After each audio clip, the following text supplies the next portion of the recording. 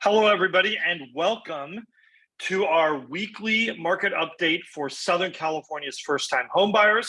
My name is Stephen Meade with Domicile Real Estate, where we are on a mission to help California's renters become homeowners. And before we start on our normal kind of weekly stats, I attended kind of an economics presentation by economist Chris Thornburg earlier today, kind of regarding sort of some of the macroeconomic effects we're seeing, as well as some of those things about housing. And a couple things really stuck out to me that I wanted to share with you that I think might be interesting. And one of those things is that the idea that sometimes our modeling and our numbers really don't tell the entire story of economics. And this has been a move probably in the last 20 years or so, is that there's a lot of psychology behind economics. And one of those distinctions is that, in the past, when we make economic predictions, they're based solely, right? In the past, they're solely based on the numbers, right? And that's what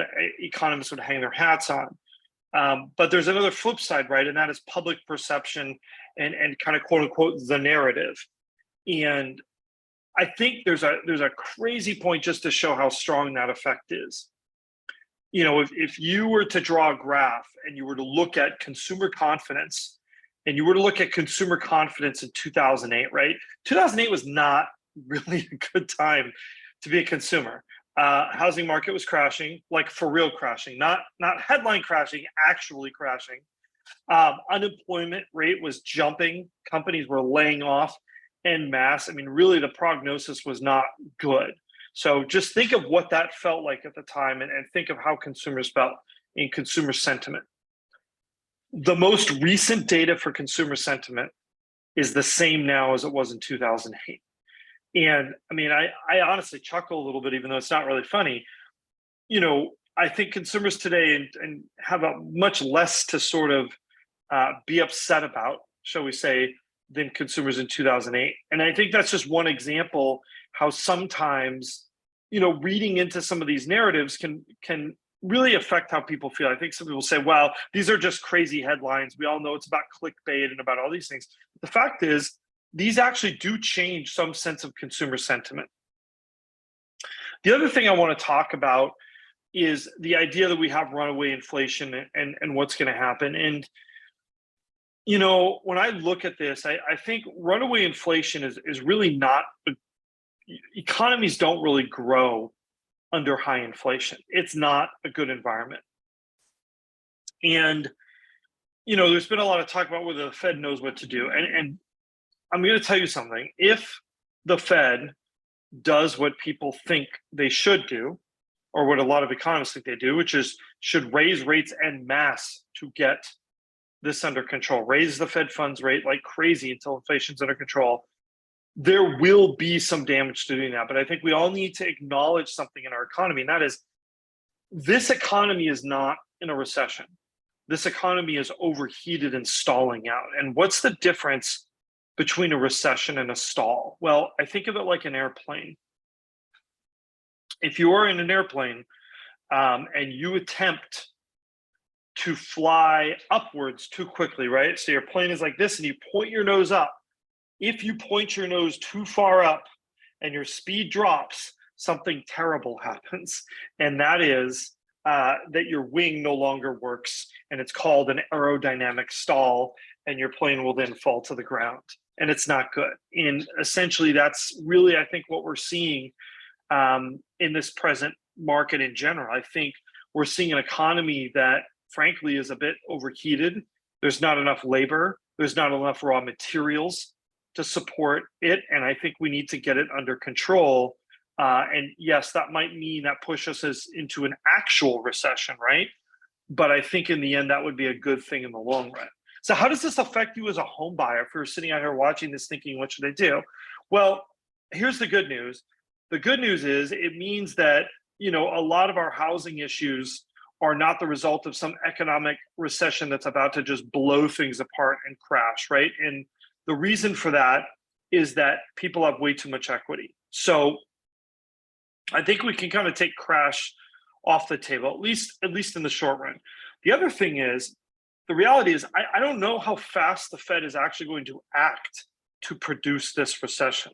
This might be 1 or 2 years out before the Fed takes actions that are enough to really stop inflation. And I think there's a growing feel that they should have been making these moves a year ago, right? Versus what the kind of moves that they are making now. And still, you know, I even laugh when sometimes the Fed publishes certain things about housing because I think they get a lot of it wrong.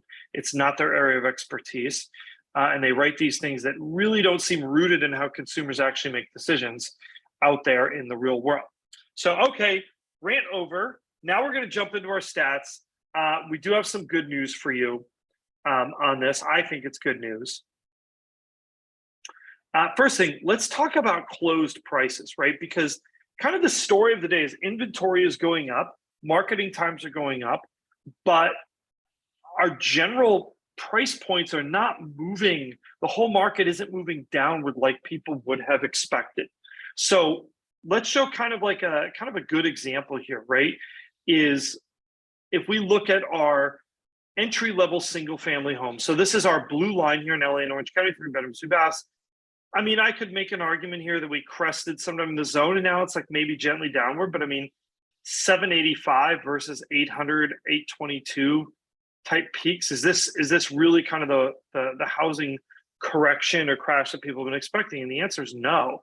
Despite what's going on in the market, these numbers aren't moving in the way that maybe we would have expected them to. You know, if we take a look back, where were we a year ago? 710. We've gone backwards at most a few months in pricing. I don't think that's really a very dramatic movement. Same thing here on the condos. Where we ended up back a few months. Now, what does this mean with interest rates, though, in terms of actual affordability? And if we look at this based on 5% down, including mortgage insurance, taxes, all those things, that entry-level single-family home is a payment of about $5,346, including all those items. Our entry-level condo, which is a 2-bedroom, 2-bath, that's $4,169. This number is not that far off where 2-bedroom, 2-bath rentals are in more premium locations. Even just urban locations like downtown Long Beach, it might not necessarily be super premium locations. We're seeing rents crest into those 3,000s. How much money do you need to be able to afford this household-wise if you had no other debts? $131,000 in your household for that entry-level single-family home and $102,000 for that entry-level condo. And I think the reason why we always quote this number is not because most people don't have debt. Guess what? Most people do have other debt, but we have to pick a number. But it's really to give you a reference on this. This means a household that had $131,000 or more a year in income could conceivably actually qualify for a loan with a low down payment to buy that entry-level single-family home. And when I look at this number, and remember, this is a household number. Yes, is this more than the median household income in California? Absolutely. Does this number totally look unreasonable for first-time home buyers like you? Again, in the entire household. And I think the answer is no. I don't think that's unreasonable. Absorption rate, right? Another sign, like traditionally, this would have said that we would see prices falling, but why don't we see prices falling like the level that you might expect, seeing our absorption rate go into the 50s? 50s is a pretty even market, to be honest. This is really a market that's fairly close to equilibrium between buyers and sellers, meaning sellers can't ask whatever they want and dictate whatever terms they want, and buyers, you know, they can't also name their price, but there's going to be a little bit more room and there's going to be some reasonableness, especially on those lower desirability properties. I know I bang that drum every time I talk. It's important. Understand that what you are trying to buy will make a very big difference in terms of your experience with competition in the marketplace. Look at inventory. You actually have some choice. Our condo buyers have about as much choice as they had last year, which isn't horrible. And our single family buyers have quite a bit more choice than they had last year. It looks like we're at around 2,750 units versus 1,750. That's an extra 1,000 units. I think it's about a 30%, 35% improvement. If we look at our 14-day still active percent, that number's climbing, but it looks like it might be stabilizing out. I'm not ready to call that one yet. I need to see another week of it kind of going straight across before I do that. And then our week supply of homes, right? This is again referenced to, this is inventory reference to how fast homes are moving. We are at 8.9 weeks for our entry-level single-family home. It is starting to curve over, and our condos, which are still heading upward at about 10 weeks of condo inventory. We've not seen that level of condo inventory in a while. What does this tell me? This tells me that, now you might want to consider looking into that condo realm. That market might feel a little bit softer. On the flip side, I think that also means that we're seeing, actually some points of reasonableness in this market. What is the average marketing time for a home, right? The average marketing time for a home is probably, or should be, somewhere over history, 45, 60 days. That's about 8 weeks. And remember, not all these homes sell. This is based for the homes that actually sell. So, what does this mean if you're a buyer out there? Well, I think it means a couple things. It means if you're waiting for that other shoe to drop and to see massive price reductions, that's possible at some point in the future. I don't think it's on the time horizon. We've gotten a little bit of a reprieve on mortgage rates. They've dropped a little bit from those new peaks. I do see a lot of room for those mortgage rates to go up in the long run. I think that, you're not in a bad position looking today. But the biggest thing I want to impart to you, and this is a question I get asked probably every single day, and that is it a good time to buy a house? And it's the wrong question. The right question is it a good time for me to buy a house?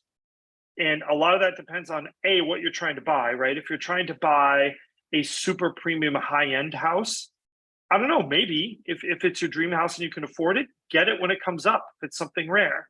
But if you're a first-time home buyer, like a lot of people, a lot of it depends on your personal situation. Are you looking for a place to live for 2 years? I don't know.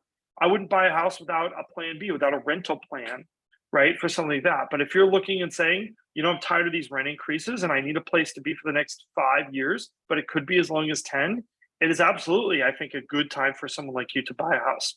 Anyhow, thanks so much for watching. Questions, comments, we love them. Do not forget to like, subscribe, and smash that notification bell so you hear about our new videos.